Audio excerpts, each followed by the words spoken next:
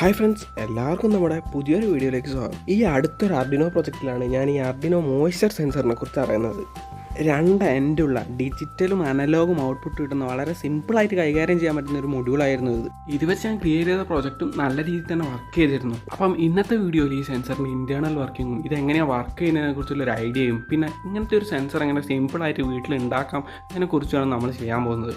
അപ്പോൾ നമുക്ക് നേരെ വീഡിയോയിലേക്ക് പോകാം. അതിന് മുന്നേ തന്നെ ഇതുപോലത്തെ ഇലക്ട്രോണിക്സ്, റോബോട്ടിക്, ആർഡിനോ റിലേറ്റഡ് ആയിട്ടുള്ള സിമ്പിൾ വീഡിയോസൊക്കെ നിങ്ങൾക്ക് ഇഷ്ടമാണെങ്കിൽ, അങ്ങനത്തെ ട്യൂട്ടോറിയൽസ് കാണാനും അങ്ങനത്തെ വീഡിയോസും അങ്ങനത്തെ പ്രൊജക്ട്സും ഒക്കെ ചെയ്യാനും ഒക്കെ ഇഷ്ടമാണെങ്കിൽ നമ്മുടെ ചാനൽ ഇപ്പോൾ തന്നെ സബ്സ്ക്രൈബ് ചെയ്യുക. അപ്പോൾ തന്നെ ഈ വീഡിയോ ലൈക്ക് ചെയ്യുകയും ചെയ്യേണ്ടതാണ്. നേരത്തെ പറഞ്ഞതുപോലെ തന്നെ ഒരു ഓട്ടോമാറ്റിക് വാട്ടറിംഗ് സിസ്റ്റം ക്രിയേറ്റ് ചെയ്യേണ്ടിയിട്ടായിരുന്നു ഞാൻ ഈ മൊഡ്യൂൾ യൂസ് ചെയ്തത്. അതായത് സോയിലിൻ്റെ മോയ്സ്ചർ ഡിറ്റക്ട് ചെയ്തിട്ട് അതനുസരിച്ച് വാട്ടറിംഗ് ചെയ്യുന്ന ഒരു സിമ്പിൾ സിസ്റ്റം, ഒരു സയൻസ് പ്രൊജക്റ്റ് എന്ന രീതിയിൽ ഫെയറിനൊക്കെ ചെയ്യാൻ പറ്റിയ ഒരു സിമ്പിൾ പ്രൊജക്റ്റ് ആയിരുന്നു ചെയ്തത്. ആദ്യം തന്നെ ഈ സെൻസർ എങ്ങനെയാണ് സോയിലിൻ്റെ മോയ്സ്ചർ മനസ്സിലാക്കുന്നത്, അല്ലെങ്കിൽ ഈ വെറ്റ് സോയിൽ, അതായത് നനഞ്ഞ സോയിലും ഡ്രൈ ആയിട്ടുള്ള സോയിലും തമ്മിലൊരു ഡിഫറൻസ് എന്താണ്, അത് മനസ്സിലായി കഴിഞ്ഞ് കഴിഞ്ഞാൽ നമുക്ക് ഓൾമോസ്റ്റ് ഈ ഒരു മൊഡ്യൂളിൻ്റെ വർക്കിംഗ് ക്ലിയർ ആവുന്നതാണ്. സിമ്പിളായിട്ട് പറഞ്ഞു കഴിഞ്ഞാൽ നനഞ്ഞ സോയിലിന് റെസിസ്റ്റൻസ് കുറവായിരിക്കും, ഡ്രൈ സോയിലിനെ കമ്പയർ ചെയ്തിട്ട് നനഞ്ഞ സോയിലിന് റെസിസ്റ്റൻസ് വളരെ കുറവായിരിക്കും. അപ്പോൾ ഓട്ടോമാറ്റിക്കലി അതിൻ്റെ കണ്ടക്ടിവിറ്റി കൂടുകയും ചെയ്യും. ഇതാണ് ഈ മൊഡ്യൂളിൻ്റെ ഒരു ബേസിക് വർക്ക്. അതായത് കൂടുതൽ വെള്ളത്തിൻ്റെ അളവുണ്ടെങ്കിൽ രണ്ട് നോബിൻ്റെയും ഇടയിൽ റെസിസ്റ്റൻസ് കുറയുകയും കണ്ടക്ടിവിറ്റി കൂടുതൽ വോൾട്ടേജ് കിട്ടുകയും ചെയ്യും. അളവ് കുറയുമ്പോൾ തിരിച്ചു സംഭവിക്കുകയും ചെയ്യും. നെക്സ്റ്റ് ഇതിൻ്റെ ഹാർഡ്വെയർ പാർട്ട് നോക്കാം. ഫോർക്ക് ഷേപ്ഡ് ആയിട്ടുള്ള രണ്ട് കണ്ടക്റ്റീവ് പാർട്ട് വെച്ചാണ് ഇത് റെസിസ്റ്റൻസ് അളക്കുക. അതായത് സോയിലിൻ്റെ റെസിസ്റ്റൻസ് മെഷർ ചെയ്യും. പ്രോപ്സ് കൂടാതെ ഈ പ്രോപ്സിൽ നിന്ന് വരുന്ന സിഗ്നലിനെ ആർഡിനോയുമായി കമ്മ്യൂണിക്കേറ്റ് ചെയ്യാൻ ഒരു ഇലക്ട്രോണിക് മൊഡ്യൂളും ഇതിൽ യൂസ് ചെയ്യുന്നു. ഈ നോബ്സിൽ നിന്ന് വരുന്ന അനലോഗ് സിഗ്നലുകളെ LM393 എന്ന പ്രിസിഷൻ കമ്പാരിറ്റർ IC യൂസ് ചെയ്ത് ഡിജിറ്റലൈസ് ചെയ്യുന്നു. ഇതൊന്നും കൂടാതെ ഈ മൊഡ്യൂളിൻ്റെ സെൻസിറ്റിവിറ്റി അല്ലെങ്കിൽ ത്രഷോൾഡ് വാല്യൂ സെറ്റ് ചെയ്യാൻ ഒരു പൊട്ടൻഷ്യോമീറ്ററും ഇതിൽ ഇൻബിൽറ്റ് ആയിട്ട് ആഡ് ചെയ്യുന്നുണ്ട്. നെക്സ്റ്റ് നമുക്ക് ഇത്തരത്തിലൊരു മൊഡ്യൂൾ എങ്ങനെ സിമ്പിളായിട്ട് ക്രിയേറ്റ് ചെയ്യാമെന്ന് നോക്കാം. അതിനായിട്ടാണ് ഞാൻ ഈ സർക്യൂട്ട് എവറി സർക്യൂട്ടിൽ ഡിസൈൻ ചെയ്തത്. ഈ സർക്യൂട്ടിൽ മെയിനായിട്ട് ഒരു BC547 ട്രാൻസിസ്റ്റർ, കുറച്ച് റെസിസ്റ്റേഴ്സ്, പിന്നെ LEDs ആണുള്ളത്. ആകെ ചിലവ് ഒരു 10-20 താഴെ നിൽക്കും. ട്രാൻസിസ്റ്ററിൻ്റെ എമിറ്ററിൽ സീരീസ് ആയി നമ്മൾ LEDs കണക്ട് ചെയ്യുന്നു. ഓരോ LEDസിൻ്റെയും നെഗറ്റീവ് എൻഡിൽ നമ്മൾ ഓരോ റെസിസ്റ്റേഴ്സും ആഡ് ചെയ്യും. ഈ റെസിസ്റ്റേഴ്സിൻ്റെ വാല്യൂസിനൊരു പ്രത്യേകത ഉണ്ട്. അത് ലെഫ്റ്റ് ടു റൈറ്റ് ഡിക്രീസിങ് ആയിരിക്കും. സെൻസർ നോബ്സ് ആയിട്ട് നമ്മൾ ഈ പ്രൊജക്റ്റിൽ യൂസ് ചെയ്യുന്ന രണ്ട് തിക്ക് കോപ്പർ വയേഴ്സ് ആണ്. നിങ്ങൾക്ക് എന്ത് വേണമെങ്കിലും യൂസ് ചെയ്യാം, പക്ഷേ ഞാനിവിടെ യൂസ് ചെയ്യുന്ന രണ്ട് തിക്ക് കോപ്പർ വയേഴ്സ് ആണ്. ഈ റെസിസ്റ്റൻസ് ടെസ്റ്റ് ചെയ്യുന്ന കോപ്പർ വയേഴ്സിൻ്റെ ഒന്ന് ബേസിലും മറ്റൊന്ന് കലക്ടറിലും ആയിട്ട് കൊടുക്കുന്നു. ഈ കലക്ടറിൽ കൊടുക്കുന്ന കോപ്പർ വയർ ഒരു 220 ഓം റെസിസ്റ്റർ വഴിയാണ് കൊടുക്കുന്നത്. അതായത് വാട്ടർ കണ്ടന്റ് അനുസരിച്ച് റെസിസ്റ്റൻസ് കുറയുന്നു, ബേസ് കറണ്ട് കൂടുകയും ചെയ്യുന്നു. അതിന് പ്രൊപ്പോർഷണലായി ലെഫ്റ്റ് ടു റൈറ്റുള്ള LEDs ബേസ് കറണ്ട് അനുസരിച്ച് കത്തുന്നു. നെക്സ്റ്റ് ഈ സർക്യൂട്ട് നമുക്ക് ക്രിയേറ്റ് ചെയ്യാണ് വേണ്ടത്. ഞാനിതിപ്പോൾ ചെയ്തൊരു ടെസ്റ്റിംഗ് സർക്യൂട്ട് ആയതുകൊണ്ട് ഒരു ബ്രെഡ് ബോർഡിലാണ് ചെയ്തത്. നിങ്ങൾക്ക് വേണമെങ്കിൽ ഒരു .PCBയിൽ പെർമനൻ്റ് ആയിട്ട് ചെയ്യാൻ പറ്റുന്നതാണ്. ആദ്യം തന്നെ മെയിൻ കമ്പോണൻ്റായ BC547 ആഡ് ചെയ്യാം. ഈ BC547 3 ലെഗാണ് വരുന്നത്. ലെഫ്റ്റിൽ നിന്ന് കലക്ടർ, ബേസ്, എമിറ്റർ എന്നിങ്ങനെയാണ് വരുന്നത്.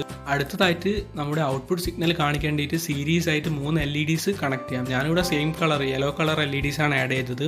മൾട്ടി കളർ LEDs, അതായത് പല കളർ LEDs ഇൻറ്റൻസിറ്റിക്ക് അനുസരിച്ച് ആഡ് ചെയ്യുന്നത് പ്രൊജക്ടർ അട്രാക്റ്റീവ് ആക്കാൻ പറ്റുന്നതാണ്.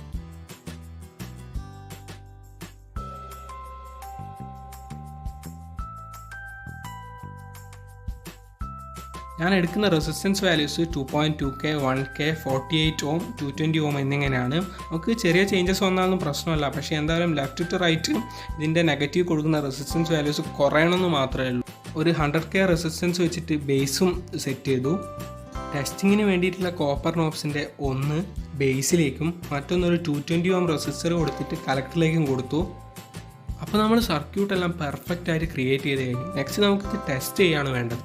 ഞാനെന്നപ്പം 3 സോയിൽസ് എടുത്തിരിക്കുക, അതായത് 3 വാട്ടർ കണ്ടൻറ്റുള്ള സോയിൽസ്. ഒന്നിൽ തീരെ വാട്ടർ കണ്ടൻറ്റ് ഇല്ല, രണ്ടാമത്തെ നല്ല രീതിയിൽ വാട്ടർ കണ്ടൻറ്റ് ഉണ്ട്, മൂന്നാമത്തെ ഒരു ലിമിറ്റഡ്, അതായത് ഒരു ഏവറേജ് വാട്ടർ കണ്ടൻറ്റ്. രണ്ടിനെയും കമ്പയർ ചെയ്യുമ്പം അതിൻ്റെ ബിറ്റ്വീൻ നിൽക്കുന്ന ഒരു എമൗണ്ട് ഓഫ് വാട്ടർ കണ്ടൻറ്റ് ഇല്ലാണ്. അപ്പോൾ അതിൽ 3ലുള്ള മാറ്റം നമുക്ക് കാണാൻ പറ്റുന്നുണ്ട്. ഈ മൊഡ്യൂൾ പെർഫെക്റ്റ്ലി വർക്കിംഗ് ആണെന്നുള്ളതാണ് അതിൻ്റെ ഒരു റിസൾട്ട്.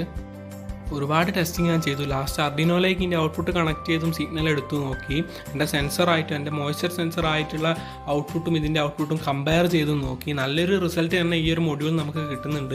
ഈ ഒരു പ്രൈസ് ലിമിറ്റ് ചെയ്യാൻ പറ്റിയ വളരെ മികച്ചൊരു പ്രൊജക്റ്റാണെന്ന് തന്നെ പറയാൻ പറ്റും. എന്നാൽ നമ്മൾ ഈ മൊഡ്യൂളായിട്ട് കമ്പയർ ചെയ്യുമ്പം ഈ സർക്യൂട്ട് കുറച്ച് എറേഴ്സൊക്കെ കാണിക്കുന്നുണ്ട്.